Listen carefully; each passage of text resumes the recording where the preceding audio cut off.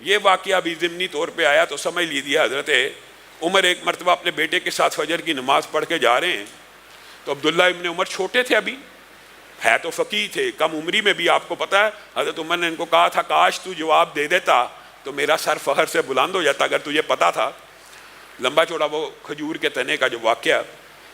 تو یہ ابھی کم عمری میں حضرت عمر ان کو اپنے ساتھ نماز پڑھنے لایا کرتے تھے۔ نماز پڑھ کے جا رہے ہیں تو کہنے لگے بابا الحمدللہ دیکھیں ہم نے نماز پڑھی ہے مسجد میں، فلاں بھی نہیں آیا، فلاں بھی نہیں آیا، فلاں بھی نماز میں حاضر نہیں، فلاں بھی، مفہوم یہ ہے۔ حضرت عمر کو غصہ آ گیا، کہا اس سے بہتر تھا کہ تو گھر میں بیٹھا رہتا اور مسجد میں نہ آتا۔ لوگوں کے کیڑے نکالنا شروع ہو گیا۔ ان کے لیے دعا کر، ان کے لیے ہدایت کی۔ مراد یہ ہے کہ اگر کسی کو توبہ کی طرف مائل بھی کرنا ہے تو اس کو لعنت ملامت کرنے کی بجائے اس کو اللہ کے عذابوں سے ڈرا کر اللہ کی رحمت کی طرف متوجہ کیا جائے۔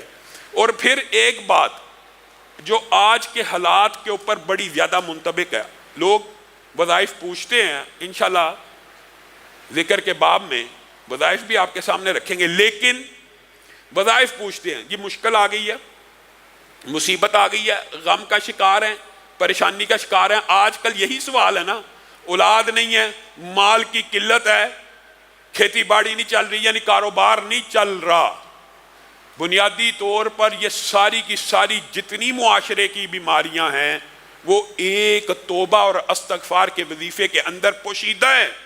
اور یہ بات قرآن کی آیت سے بھی ثابت ہے، فَقُلْتُ اسْتَغْفِرُوا رَبَّكُمْ إِنَّهُ كَانَ غَفَّارًا يُرْسِلِ السَّمَاءَ عَلَيْكُمْ مِدْرَارًا وَيُمْدِدْكُمْ بِأَمْوَالٍ وَبَنِينَ وَيَجْعَلْ لَكُمْ جَنَّاتٍ وَيَجْعَلْ لَكُمْ أَنْهَارًا۔ چھ کی چھ علاج اس آیت مبارکہ میں اللہ رب العزت نے بیان کر دیے۔ پہلا علاج انہو کان غفارا، مراد یہ توبہ لے کے آؤ، سارے گناہ معاف۔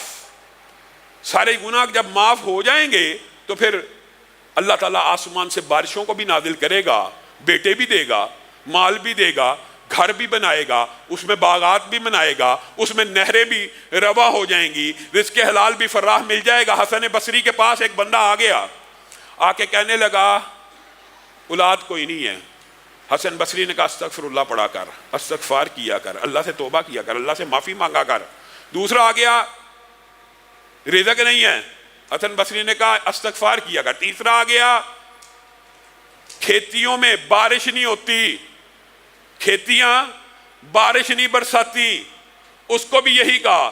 چار لوگ مختلف قسم کی پریشانیاں لے کے آئے، چاروں کو ایک ہی وظیفہ بتایا، اور وہ وظیفہ کیا تھا؟ استغفار، کہ اللہ تعالیٰ سے توبہ کرو گے تو اللہ رب العزت یہ جو اس آیت میں 6 فوائد بیان کیے ہیں وہ 6 کے 6 آپ کو مل جائیں گے۔ اور اس کے اندر یرسل السماء علیکم مدرارا، اس کے اندر ایک بات مفسرین نے یہ لکھی ہے کہ بارشیں تمہاری مرضی کے مطابق ہوا کریں گی۔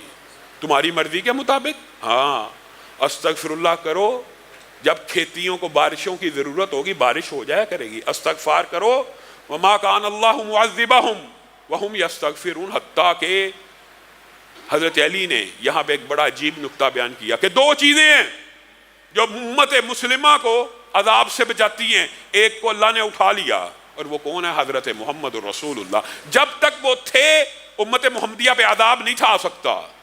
دوسرا نسخہ کیمیا یہی رہ گیا جو اللہ نے قرآن پاک میں بیان کر دیا، اور اللہ کسی قوم کو اس وقت عذاب نہیں دیتا یا دے سکتا جب تک وہ مغفرت کی دعا کرتے ہوں۔ اللہ کی سنت ہے، اگر مغفرت مانگتے ہوں، اگر آپ میں سے کوئی عذاب مشکل مصیبت کا شکار ہو گیا ہے، توبہ استغفار کرنا شروع کر دے۔ یہ ممکن نہیں ہے اس کے اوپر عذاب جاری رہے، برقرار رہے۔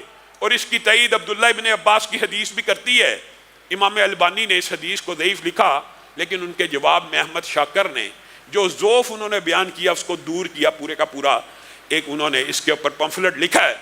حدیث کیا ہے؟ حدیث مفہوماً ویسے بھی قرآن کی آیت کے مطابق ہے کہ جو بندہ استغفار کو لازم پکڑ لے گا، لازم پکڑ لے گا سے مراد یہ ہے، یہ بنیادی طور پہ حدیث میں جب لازم پکڑنے سے مراد یہ ہوتی ہے، اس سے مراد یہ نہیں کہ باقی سارے وظیفے چھوڑ دے گا، اس سے مراد یہ ہوتی ہے کہ سب سے زیادہ تعداد اس وظیفے کی بنا لے گا۔ تو پھر کیا ہوگا؟ عبداللہ ابن عباس کی حدیث میں اس کے اللہ رب العزت سارے غم دور کر دے گا۔ یہ قرآن کی آیت بھی ہے، کہ اللہ تعالیٰ معاف کرنے والا ہے، جب سارے گناہ معاف ہوتے ہیں تو غم دور ہو جاتے ہیں۔ پھر کہا سارے غم اگر بندے کے دور ہو جائیں نا، وہ دنیا کا خوش قسمت انسان ہے۔ پھر دوسری بات اس حدیث میں، اس کی ساری مشکلات ختم کر دے گا۔ کیا چاہیے؟ اور غم بھی دور ہو گئے، مشکلات بھی دور ہو گئی، وَيَرْزُقْهُ مِنْ حَيْثُ لَا يَحْتَسِبُ، اور رزق وہاں سے دے گا جہاں سے وہ گمان نہیں کرتا۔ اس حدیث کے اندر یہ جو 3 باتیں بیان ہوئی ہیں، قرآن پاک کی آیات کو سامنے رکھ کے دیکھ لے۔ فَقُلْتُ اسْتَغْفِرُوا رَبَّكُمْ إِنَّهُ كَانَ غَفَّارًا يُرْسِلِ السَّمَاءَ عَلَيْكُمْ مِدْرَارًا وَيُمْدِدْكُمْ بِأَمْوَالٍ، مال بڑھائے گا، بیٹے بڑھائے گا۔